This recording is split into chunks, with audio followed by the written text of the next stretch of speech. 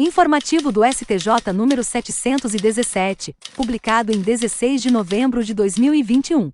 Primeira seção. Direito Administrativo. Pedido de uniformização de interpretação de lei número 2.101, Minas Gerais. Tema: fornecimento de medicamentos pelo poder público. Uso off-label. Vedação. Destaque: o Estado não é obrigado a fornecer medicamento para utilização off-label, salvo autorização da Anvisa. Informações do inteiro teor. No caso, a turma recursal manteve incólume a sentença de procedência do pedido, afastando a tese de impossibilidade de utilização off-label de medicamento, sob o fundamento de que seria ele o único capaz de manter a saúde e a vida do autor. Quanto ao tema em análise, dispõe a Lei 8.080 de 1990 o seguinte: artigo 19-t. São vedados, em todas as esferas de gestão do SUS, 1. O pagamento, o ressarcimento ou o reembolso de medicamento, produto e procedimento clínico ou cirúrgico experimental, ou de uso não autorizado pela Agência Nacional de Vigilância Sanitária, Anvisa. 2. A dispensação,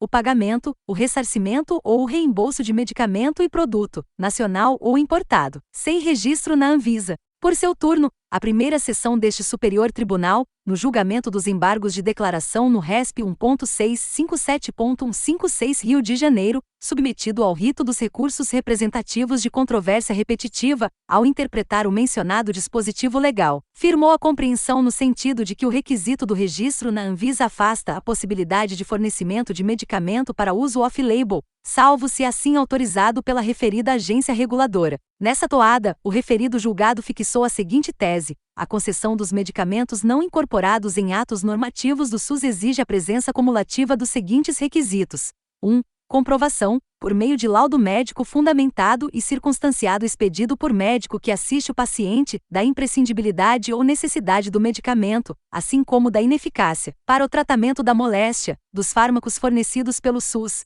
2. Incapacidade financeira de arcar com o custo do medicamento prescrito. 3. Existência de registro do medicamento na Anvisa, observados os usos autorizados pela agência.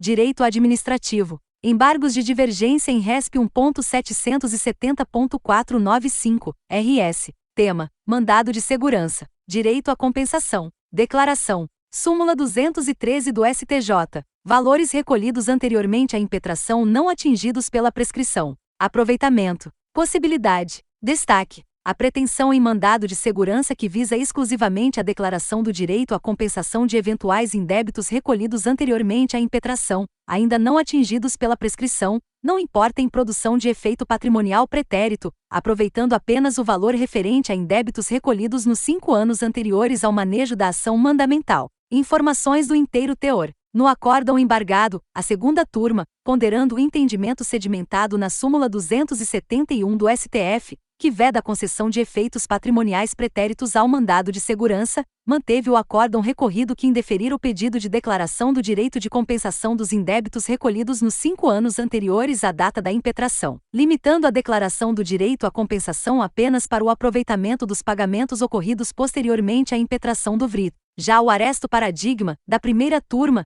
também analisando o mandado de segurança de que trata a súmula 213 do STJ, expressamente declarou o direito à compensação de indébitos anteriores à impetração, desde que ainda não atingidos pela prescrição. Quanto ao objeto do dissenso jurisprudencial ora apresentado, deve prevalecer a conclusão estampada no aresto apontado como paradigma. Isso porque o provimento alcançado em mandado de segurança, que visa exclusivamente a declaração do direito à compensação tributária, nos termos da súmula 213 do STJ, o mandado de segurança constitui ação adequada para a declaração do direito à compensação tributária, tem efeitos exclusivamente prospectivos, os quais somente serão sentidos posteriormente ao trânsito em julgado, artigo 170, do CTN, quando da realização do efetivo encontro de contas, o qual está sujeito à fiscalização pela administração tributária. Para essa espécie de pretensão mandamental, o reconhecimento do direito à compensação de eventuais indébitos recolhidos anteriormente à impetração ainda não atingidos pela prescrição não importa em produção de efeito patrimonial pretérito, vedado pela súmula 271 do STF, visto que não há quantificação dos créditos a compensar, e, por conseguinte, provimento condenatório em desfavor da fazenda pública a devolução de determinado valor, o qual deverá ser calculado posteriormente pelo contribuinte, pelo fisco no âmbito administrativo segundo o direito declarado judicialmente ao impetrante. Frise-se que da tese explicitada no julgamento do recurso especial repetitivo RESP 1.365.095 SP é possível depreender que o pedido de declaração do direito à compensação tributária está normalmente atrelado ao reconhecimento da ilegalidade ou da inconstitucionalidade da anterior exigência da exação, ou seja, aos tributos indevidamente cobrados antes da impetração, não havendo razão jurídica para que, respeitada a prescrição, esses créditos não constem do provimento declaratório. Aliás, como se disso, a decisão de natureza declaratória não constitui, mas apenas reconhece um direito pré-existente. Acrescenta por oportuno que esta Corte Superior orienta que a impetração de mandado de segurança interrompe o prazo prescricional para o ajuizamento da ação de repetição de indébito, entendimento esse que, pela mesma ratio decidendi, permite concluir que tal interrupção também se opera para fins do exercício do direito à compensação declarado a ser exercido na esfera administrativa, de sorte que, quando do encontro de contas, o contribuinte poderá aproveitar o valor referente a indébitos, recolhidos nos 5 anos anteriores à data da impetração. Primeira turma, Direito Tributário, RESP 1.599.065 DF. Tema: PIS e COFINS, Regime Cumulativo, Base de Cálculo, Faturamento, Serviços de Telecomunicações, Inclusão de valores a título de interconexão e roaming, Ilegalidade. Destaque: configura a ilegalidade exigir das empresas prestadoras de serviços de telefonia a base de cálculo da contribuição ao PIS e da COFINS integrada com os montantes concernentes ao uso da estrutura de terceiros, interconexão e roaming. Informações do inteiro teor, em caso, sobreleva frisar o contexto no qual se inserem os eventos conhecidos como a interconexão e o roaming, mormente o quanto dispõe a Lei 9.472 de 1997, a denominada Lei Geral da Telecomunicação, artigo 146. As redes serão organizadas como vias integradas de livre circulação, nos termos seguintes.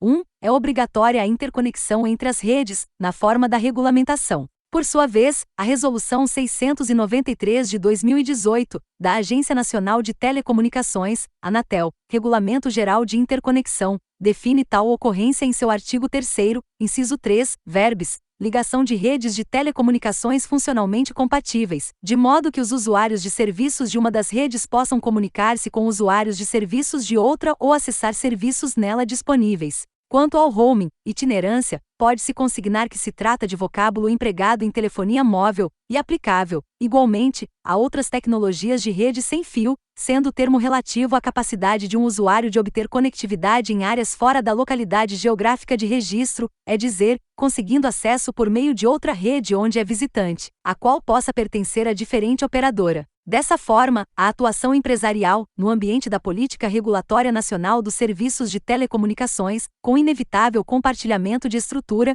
implica a segregação da receita entre as empresas, bem como do custo de entrega do tráfego advindo da rede, demonstrado, em verdade, que se está diante de um autêntico repasse, valor estranho ao faturamento das operadoras. Logo, as cifras em tela ingressam, tão somente de maneira transitória pelo resultado das empresas, porquanto a imposição legal, de caráter regulatório no sentido do repasse aos terceiros que cedem suas redes, justamente para viabilizar a integral prestação do serviço. Tal especificidade da presente discussão atrai, induvidosamente, a compreensão assentada pelo STF, ao julgar o tema número 69 de repercussão geral, recurso extraordinário 574.706 Paraná, que declarou a inconstitucionalidade da inclusão do ICMS na base de cálculo da contribuição ao PIS e da COFINS, por compreender que o valor de ICMS não se incorpora ao patrimônio do contribuinte, constituindo mero ingresso de caixa, cujo destino final são os cofres públicos. Axiologia da ratio decidendi que afasta a pretensão de caracterização,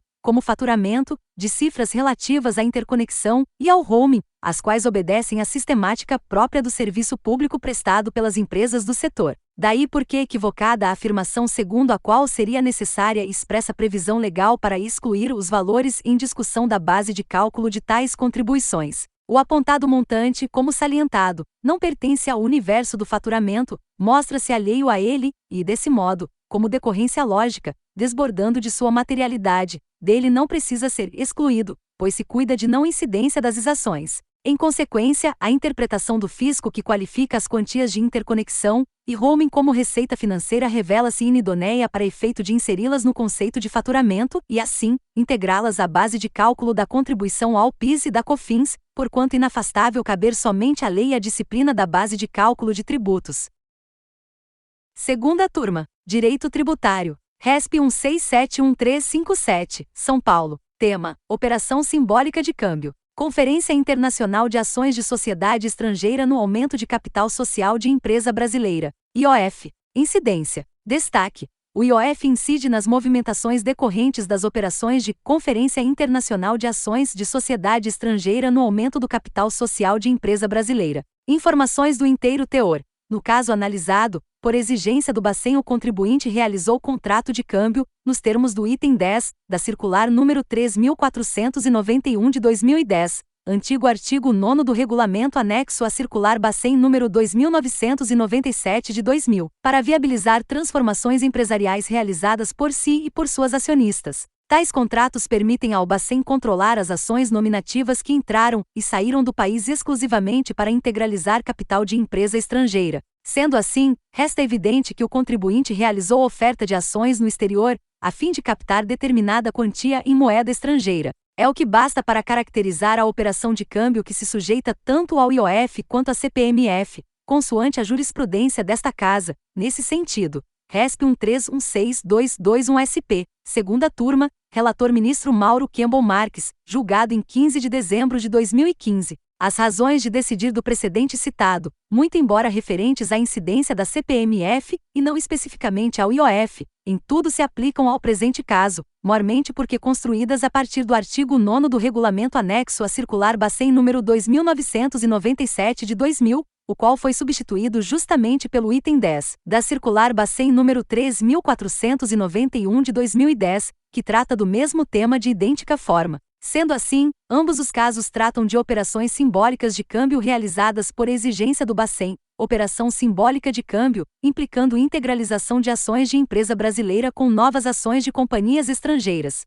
Assim, perfeitamente aplicáveis o precedente julgado em sede de recurso representativo da controvérsia RESP 1293335SP, primeira sessão, relator ministro Luiz Fux, julgado em 9 de junho de 2010, relativo ao tema 338, a contribuição provisória sobre movimentação ou transmissão de valores de créditos e direitos de natureza financeira, CPMF, enquanto vigente, incidia sobre a conversão de crédito decorrente de empréstimo e investimento externo direto, contrato de câmbio simbólico, uma vez que a tributação aperfeiçoava-se mesmo diante de operação unicamente escritural. Com efeito, dá-se a efetivação da operação de câmbio, fato gerador do IOF, pela entrega de moeda nacional, ou estrangeira, ou de documento que a represente, ou sua colocação à disposição do interessado em montante equivalente à moeda estrangeira ou nacional entregue ou posta à disposição por este, artigo 63, inciso 2, do CTN.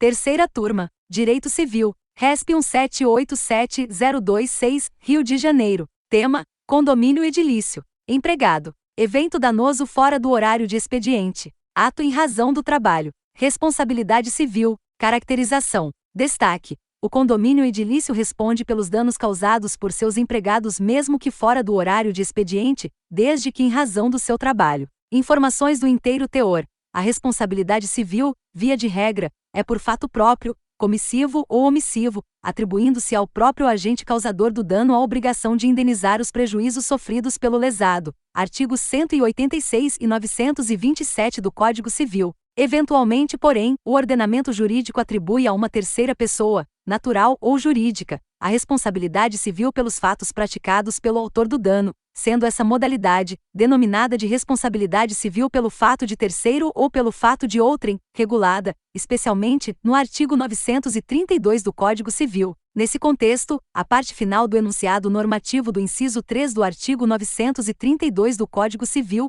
ao dispor acerca da responsabilidade do empregador por ato praticado por seu empregado ou preposto, estabelece ser ele responsável pelos atos praticados no exercício do trabalho ou em razão dele, sendo objetiva, independente de culpa. Essa modalidade de responsabilidade civil, a doutrina e a jurisprudência oscilam entre as teorias da causalidade adequada e do dano direto e imediato, interrupção do nexo causal, para explicar a relação de causalidade na responsabilidade civil no direito brasileiro. O importante é que somente se estabelece o nexo causal entre o evento danoso e o fato imputado ao agente quando este surgir como causa adequada ou determinante para a ocorrência dos prejuízos sofridos pela vítima. No caso, o evento danoso ocorreu com a participação do empregado do condomínio, tendo em vista que o empregado permaneceu no trabalho e lá mesmo se embebedou, além de ter se locupletado da informação adquirida em função de seu emprego para ingressar no veículo e causar o dano. Qualquer que seja a teoria que se considere para verificação do nexo causal,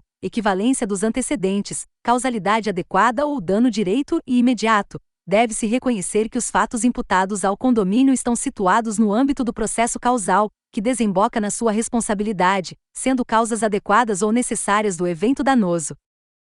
Direito Civil, Direito Comercial. RESP 144885, São Paulo. Tema: Contrato de Transporte. Princípio da especialidade. Código Comercial e Decreto número 2681 de 1912. Prescrição ânua. Incidência: Lei 11.442 de 2007. Destaque: incide o prazo de prescrição anual às pretensões relativas ao contrato de transporte terrestre de cargas antes e depois da vigência do Código Civil de 2002. Informações do inteiro teor. Não se desconhece que a Corte Especial, no julgamento dos embargos de divergência em recurso especial 1251.984 Paraná, definiu que o prazo prescricional decorrente da responsabilidade civil contratual deve ser o decenal, previsto no artigo 205 do Código Civil de 2002, dispositivo correspondente, em parte, ao prazo vintenário do artigo 177 do Código Civil de 1916, e não o do artigo 206,